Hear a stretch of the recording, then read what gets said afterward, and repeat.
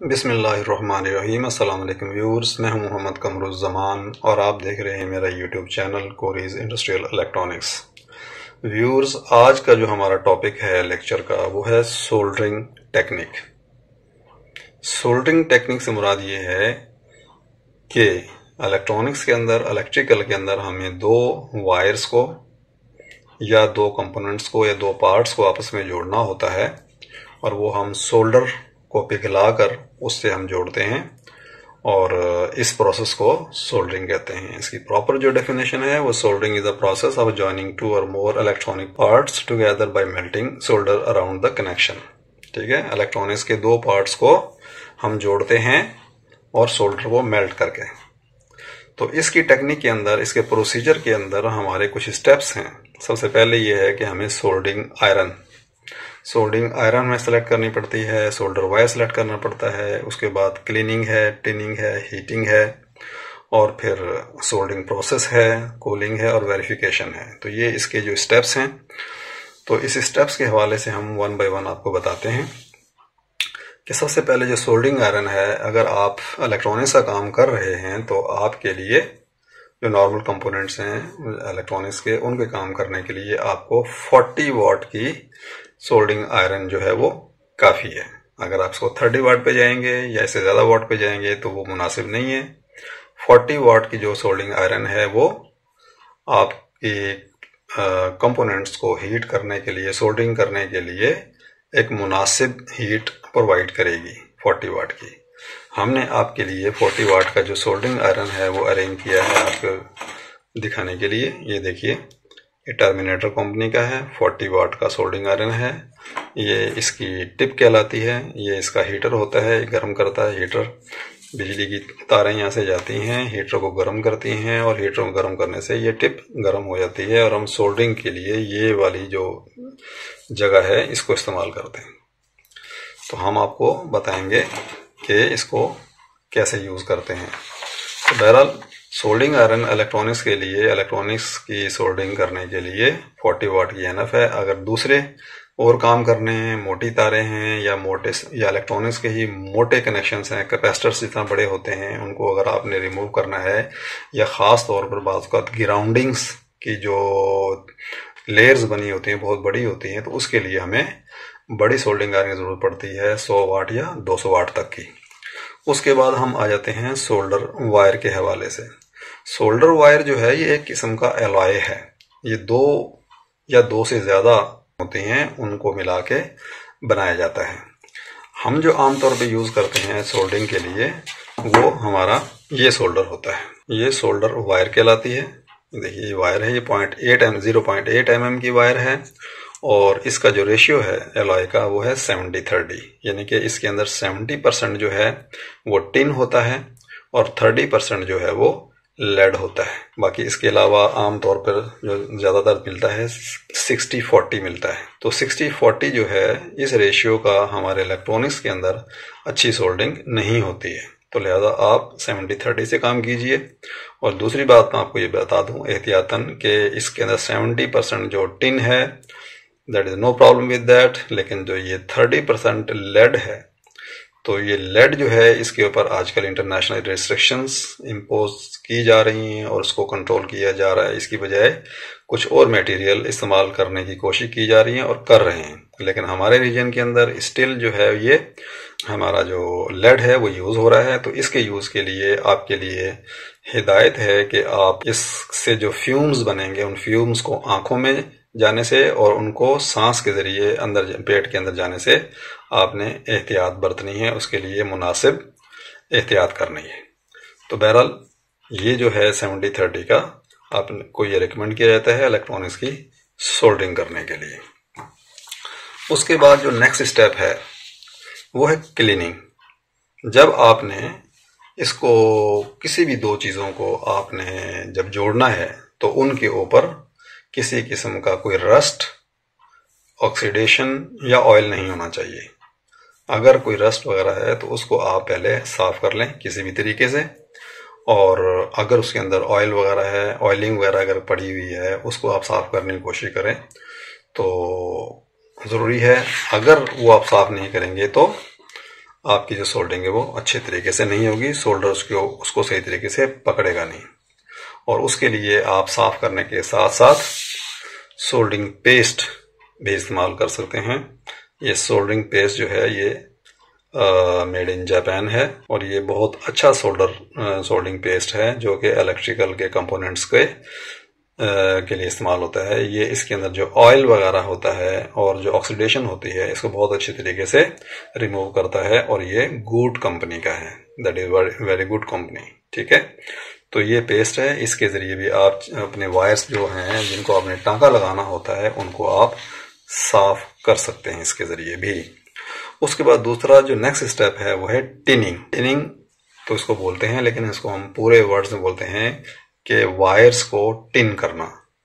अब मिसाल के तौर पे हम आपको टिन करके दिखाएंगे।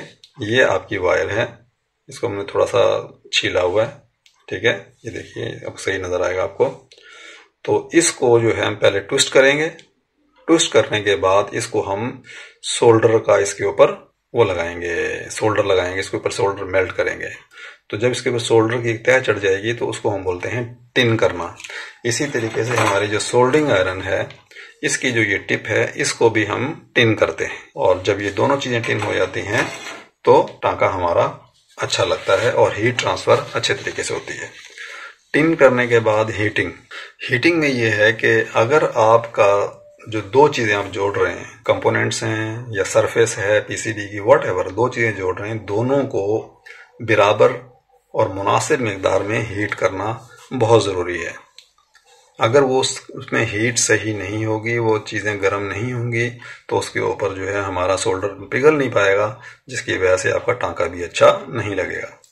उसके बाद जो सोल्डर है, जब वो दोनों सरफेस या दोनों चीजें हमारे कंपोनेंट जो तारे हैं या उसके जो लीड्स हैं उनको जब हमने गर्म कर लिया है तो फिर हमने क्या होता है कि सोल्डर जो है, सोल्डर वायर जो है उसको हमने पिघलाकर उसके ऊपर मेल्ट करना होता है ताकि दोनों चीजों को वो पकड़ ले। तो उसके लिए भी जो है ना स्पेशल इसकी जो हीट आपने इसको देनी है। लेकिन मैं आपको ये बता दूं कि जो हमारा जो ये सोल्डर वायर है इसको जो है वो 191 डिग्री सेंटीग्रेड पर जाके ये पिघलना शुरू होता है। तो लिहाजा आप 200, 250, 300, 400 डिग्री सेंटीग्रेड तक आप अपने टेम्परेचर को रखेंगे, चाहे आपका सोल्डरिंग स्टेशन है या सोल्डरिंग आयरन है। उसके बाद जब आप टांका लगा लेते हैं, लगाने के बाद आपने उस कनेक्शन को एम्बिएंट टेम्परेचर के ऊपर ठंडा होने देना है ताकि टांका सही तरीके से पकड़ ले और उसमें कोई किसी किस्म की हिलाने से टांका खराब ना हो। फिर आपने ये देखना है कि टांका लगा कैसा है, सही लगा है या नहीं लगा। तो टांका सही जो लगने का जो जांचने का जो तरीका है वो ये है कि टांका आपका बिल्कुल एक इवन तरीके से, मुनासिब तरीके से, स्मूथ तरीके से होगा, ऊपर नीचे नहीं होगा। उसकी जो हमने जब उसको पिघलाएंगे सोल्डर को तो वो सही तरीके से पिघल जाएगा और वो टांका चमकदार होगा। अगर आपने इसको ज्यादा गर्म कर दिया, जरूरत से ज्यादा गर्म कर दिया तो टांका चमकदार नहीं होगा और उसके बाद वो एक कोन टाइप का होगा, यानी कि नीचे से टांका चौड़ा होगा और ऊपर पतला होता हुआ आएगा। तो ये हमारे स्टेप्स थे सोल्डरिंग आयरन के और यानी कि सोल्डरिंग टेक्निक के, सोल्डरिंग करने के। तो अभी हम आपको सोल्डरिंग करने के डिमॉन्स्ट्रेशन देंगे। देखिए हमने अपनी सोल्डरिंग आयरन जो है वो पावर के साथ कनेक्ट कर ली है। ये हमने एक पीसीबी ली है और इस पीसीबी के ऊपर हमने एक आईसी का बेस लगाया है। इसकी पिनों को हम सोल्डर करेंगे। तो सोल्डरिंग करने के लिए सबसे पहले हमने क्या करना है कि अपनी सोल्डरिंग आयरन को, इस सोल्डरिंग आयरन को हमने टिन करना है। टिन करने के लिए पहले इसको हमने साफ करना है। ठीक है, और साफ करने के बाद देखिए ब्लैक सी आपको ये नजर आ रही है, तो आपने इसको पहले सोल्डर लगाना है इसके ऊपर। ठीक है, ये सोल्डर लगाना है अपने। इसको मैं थोड़ा साइड कर दूं ताकि उसकी जो है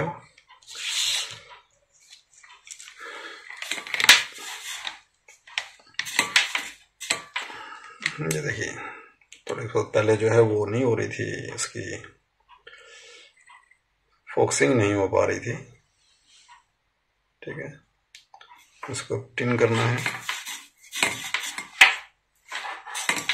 चलिए हम इसको अभी सोल्डिंग करने की कोशिश करते हैं। थोड़ा इसको हम क्लोजअप में ले लेते हैं ताकि आपको सही तरीके से सोल्डिंग करते हुए नज़र आए।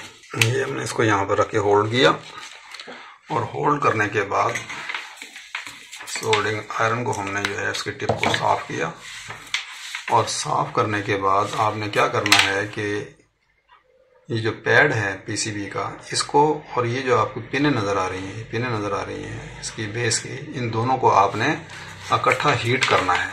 और हीट करने के लिए आपने इसमें थोड़ा सा सोल्डर लगाया, साफ़ किया ताकि इस पर किसी किस्म का जो है ऑक्सीडेशन वगैरह वो ख़त्म हो जाए। उसके बाद आपने इसको यहाँ पे रखना है, यहाँ पे रख के और आपने इसके ऊपर सोल्ड कर देना है। ठीक है, पीसीबीज के ऊपर आपने ज़्यादा देर इसको नहीं रखना। और इसको पीसीबीज जब बनती हैं तो इनको उसकी ज़रूरत भी नहीं होती पेस्ट लगाने की। अमूमन इसके ऊपर पेस्ट पीसीबी मैन्युफैक्चरिंग के दौरान लगा होता है। ये हमने थोड़ा सा ये लगाया, लगाने के बाद हमने यहाँ रखा, गर्म किया, हटा दिया, रखा, गर्म किया, हटा दिया। ठीक है, ये देखिए, ये हमने चूंकि इसको पिन को मोड़ा हुआ है ये। उसके बाद ये देखिए, इसमें ख़ास बात ये है कि आपने पिन को और पैड को दोनों को इकट्ठा गर्म करना है और सोल्डर को आपने साइड से उसके ऊपर लगाना है ताकि वो भी पिघल जाए। ठीक है, सोल्डरिंग आयरन के ऊपर डायरेक्ट आपने सोल्डर नहीं लगाना। ठीक है, और फिर आप ये भी देखेंगे इसमें धुआं निकल रहा है, इस धुएं से आपने बचना है। ठीक है, इसके अंदर क्योंकि लेड होता है, ये आपके लिए नुकसानदेह हो सकता है। तो ये देखिए, ये टांके आप देख रहे हैं कि चमकदार होना चाहिए। ठीक है, और उसके बाद कोन बनी होनी चाहिए। ठीक है, ये सब कोन बनी हुई, ऊपर से बारीक है और नीचे थोड़े। ये टांका हमारा थोड़ा सा सही नहीं लगा, ये बेहतर है। इसको हम साफ करेंगे तो ये और बेहतरी आ जाएगी। उसके बाद हम एक और सैंपल के तौर पे लेते हैं। ये देखिए, ये एक पीसीबी है। इस पीसीबी के ऊपर हमने एक रजिस्टर पैक लगाया है। ये देखिए रजिस्टर पैक, जो कि 10310K का है। इसकी हमने ये दो टांगे जो हैं साइड से इसको हमने टेढ़ी कर दी है। एक ये वाली टेढ़ी है और एक हमारी ये वाली टेढ़ी है ताकि ये होल्ड हो के बाहर ना निकले। अब हम इसको टांका लगाते हैं। इसको थोड़ा सा और क्लोज कर लेते हैं ताकि आपको बेहतर तरीके से टांका इसका नज़र आए लगते हुए। तो उसका ये प्रोसीजर है। साफ किया आपने, साफ करने के बाद इसके ऊपर थोड़ा लगाया, ठीक किया, क्योंकि शायद वोल्टेज ज़्यादा आ रहे हैं जिसकी वजह से हमारी आयरन जो है वो ज़्यादा गर्म हो रही है। ठीक है, ये आपने लगाया और लगाने के बाद हम पहले टांग छोड़ देते हैं, उसकी लेग छोड़ देते हैं क्योंकि वो टेढ़ी है, और उस पर हम टांका बाद में लगा लेंगे। और आपने ये भी याद रखना है कि अगर इलेक्ट्रॉनिक कंपोनेंट लगे हुए तो बेस हैं, बेस का मसला नहीं है ज़्यादा, लेकिन अगर इलेक्ट्रॉनिक कंपोनेंट है तो आपने ज़्यादा देर इसको हीट करके नहीं रखना। उसमें क्या होगा कि एक तो आपका सोल्डर ख़राब हो जाएगा और दूसरा ये है कि सोल्डर जल जाता है, ज़्यादा हीट करने से सोल्डर आपका जल जाता है। ये आखिरी टांका हम लगा देते हैं। ये देखिए, ये आपके कोने बनी हुई है और वो ऑलमोस्ट चमकने वाले हैं। ये थोड़ी सी इसमें फ्लक्स की वजह से ऑक्सीडेशन वगैरह आई हुई है, तो इसलिए इसको बाद में साफ़ किया जा सकता है थिनर के साथ या किसी दूसरे कॉन्टैक्ट क्लीनर वगैरह के साथ। अब हम आपको दिखाते हैं दो तारों का जोड़ना। देखिए, ये तार हैं, इसको हम पहले ट्विस्ट करेंगे। ये हम इसको ट्विस्ट करेंगे, यानी कि इसको बल देंगे, गोल बनाएंगे। ठीक है, एक तार और ले लेते हैं हम। देखिए, ये तार हमने ली, इसको भी ट्विस्ट कर लीजिए।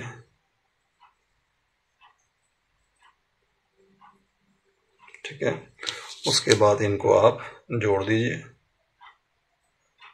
इसको हम जोड़ देते हैं। ये हमने इसको यहाँ से जोड़ दिया।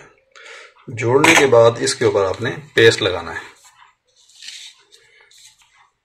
ये देखिए, ये हमारे पास पेस्ट है, इस तरह का पेस्ट है। ये देखिए, ये इसकी हैंडलिंग की वजह से ये पेस्ट इस तरह एक साइड पे चला गया है। आप इसको किसी भी चीज़ के साथ लेके और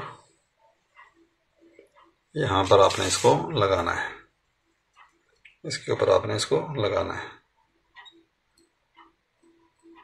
थोड़ा थोड़ा इसके पेस्ट लगा देंगे आप, तो उसमें क्या होगा कि इसके अंदर कोई भी ऑक्साइड्स वगैरह, कुछ कचरा वगैरह होगा, वो इसको साफ कर देगा। ठीक है, ये साफ कर दिया। और इसके बाद जो है हमारे पास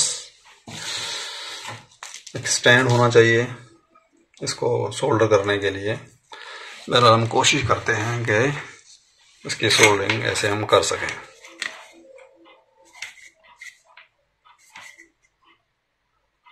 इसको हमने ये सोल्डर लगाया और हमने इसको ये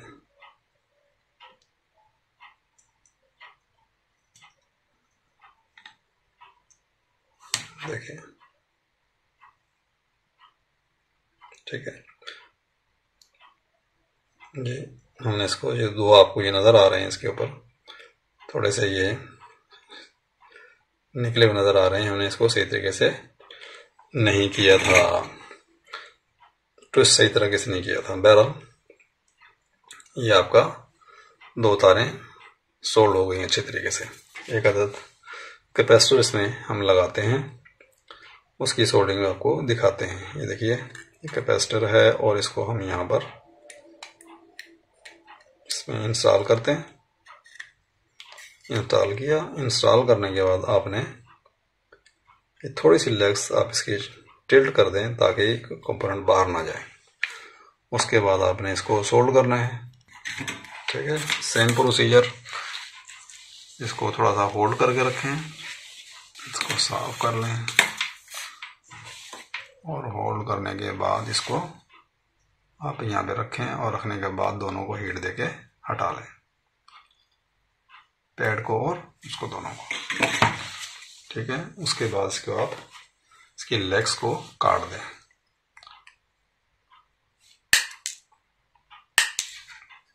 ठीक है, लेग्स को काट दिया और ये देखिए टांके, बेहतरीन टांके आपके लग गए। देख रहे हैं? तो बहरहाल ये इस तरीके से सोल्डरिंग की जाती है।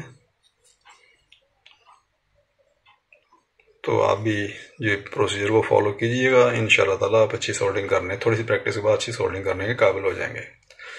तो इजाज़त चाहता हूँ, इंशाल्लाह मिलते हैं अगले लेक्चर में। अल्लाह हाफिज़।